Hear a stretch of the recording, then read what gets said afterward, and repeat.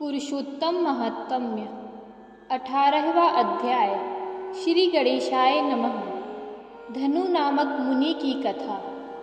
नारद जी बोले, हे तपोनिधि, फिर दृढ़धनवा राजा से वाल्मीकि जी ने आगे क्या कहा वह सुनाइए। वाल्मीकि बोले, उस ब्राह्मण के ऐसे विलाप से दशों दिशाओं को गरजता हुआ अकालक मेघ आया। उसके साथ पर्वतों को कपकपाने वाली तीक्ष्ण स्पर्श वाली वायु चली। अत्यंत जोर से बिजली चमकी। वह मेघ सब दिशाओं में फैल गया और महीने तक बरसता रहा। सब पृथ्वी पर पानी भर गया, किंतु पुत्र शोक की अग्नि से तपित ब्राह्मण को कुछ भी पता नहीं चला। वह अन्न जल छोड़ पुत्र पुत्र कहते विलाप करता रहा। उन दिनों श्री कृष्ण भगवान को प्रिय पुरुषोत्तम मास था। अनजाने पुरुषोत्तम की सेवा हुई। इससे अत्यंत प्रसन्न हो नवीन मेघ के समान श्याम वर्ण वनमालाधारी श्री कृष्ण भगवान प्रकट हुए तो मेघ बंद हो गया। ब्राह्मण ने श्री कृष्ण भगवान पुरुषोत्तम का दर्शन किया। शीघ्र ही पुत्र को पृथ्वी पर डाल स्त्री सहित श्री कृष्ण भगवान को नमस्कार दंडवत कर हाथ जोड़ श्री कृष्ण भगवान के आगे बैठ गया। अमृत वर्षिणी मधुर वाणी में भगवान बोले, हे सुदेव शर्मा, तुम धन्य और सौभाग्यशाली हुए। सुनो, तुम्हारा भविष्य मैं कहता हूँ। इस पुत्र की आयु 12,000 वर्ष की होगी। यह तुम्हें निसंदेह सुख देने वाला होगा। अब मैं तुमसे एक प्राचीन इतिहास जो मार्कंडेय मुनि ने राजा रघु को सुनाया था वह कहता हूँ। पहले धनु नाम के मुनीश्वर लोगों को पुत्र रूप मनोव्यथा से जलते हुए देख महादुखित हुए। तब उनने अमर पुत्र की इच्छा कर महाघोर तप किया। देवता प्रसन्न हो उनसे बोले, हम सब तेरे महाकठिन तप से प्रसन्न हैं। तेरा कल्याण हो।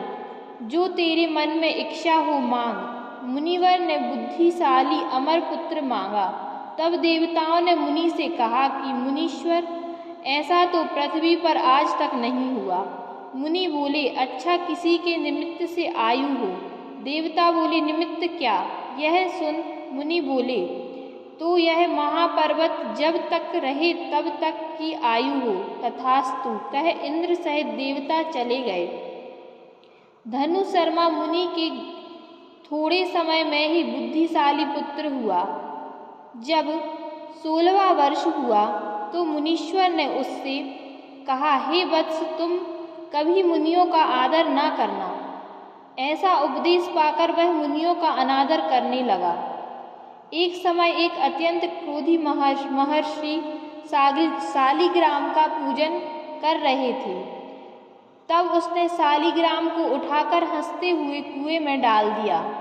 रुद्र की भांति क्रोध कर महर्षि ने उस पुत्र को श्राप दिया कि यह अभी मर जाए, किंतु उसे जीवित देख मन में विचारते हुए कि धनु शर्मा के इस पुत्र को देवताओं ने निमित्तायु किया है, तत्काल एक तीव्र श्वास छोड़ा। उस श्वास से करोड़ों भैंसे उत्पन्न हुए। उन्होंने उस पर्वत के टक्कर मार मार के खंड कर दिए और मुनि का पुत्र मर गया। धनु शर्मा ब्राह्मण ने बार बार अनेक प्रकार विलाप कर मृत पुत्र को उठाया और पुत्र दुख से अत्यंत पीड़ित हो चिता बना अग्नि में प्रवेश किया। इसी प्रकार के मनुष्य हठ से प्राप्त पुत्र से किसी प्रकार सुख नहीं पाते, किंतु पुरुषोत्तम के महात्म्य से प्रसन्न हो मैंने तेरा पुत्र चिरंजीवी किया। सदा पुत्र सहित गृहस्थाश्रम को भोग अगले जन्म में तू चक्रवर्ती राजा होगा। हाथी घोड़े फौज सहित दृढ़धनवा नाम से विख्यात होगा। तुम्हारी अर्धांगिनी गौतमी रानी होगी। तेरे 4 पुत्र और 1 कन्या होगी। जब तू अज्ञान और माया से मोहित हो विषयों में फंसकर मुझे भूल जाएगा तो तुम्हारा पुत्र वन में तोता वन बट के वृक्ष के ऊपर बैठकर तुमको बोध करावेगा। वह बारंबार वैराग्य उत्पन्न करने वाला पद्य पढ़ेगा।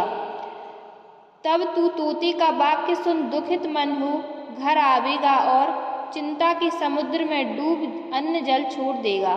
तत्पश्चात वाल्मीकि मुनि तुझे बोध कराएंगे तो संशय रहित होके पूर्व स्वरूप त्याग हरि के पद को स्त्री सहित प्राप्त होगा। महाविष्णु के ऐसा कहते ही ब्राह्मण का पुत्र उठ बैठा।